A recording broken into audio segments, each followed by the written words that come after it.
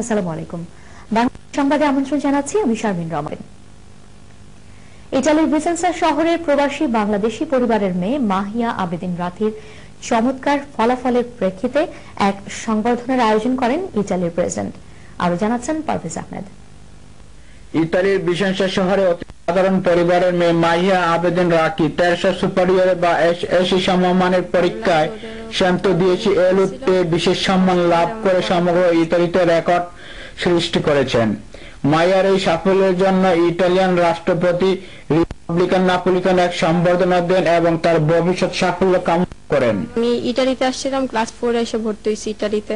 তো এখন ইটালিয়ান না কিছুই জানতাম না, এখন এত ভালো রেজাল্ট করছি, একদম জিরো থেকে আরম্ভ করে খুব ভালো লাগছে। মাহিয়া শুধু ইতালিদের কাছে নিজের সম্মান অর্জন করেননি, সে বরং বাংলাদেশের ভাবমূর্তি ইউরোপের মাটিতে উজ্জ্বল করেছে। আল্লাহ আমার মনের কষ্ট দূর করে দিয়েছে। এখন আমি খুবই গর্বিত যে আমার মেয়ে ইতালিতে এসেও ভালো রেজাল্ট করেছে। ইটালিয়ান ইতিহাসে অবিবাসীদের জন্য এই রেজাল্ট মাইলফলক হয়ে থাকবে।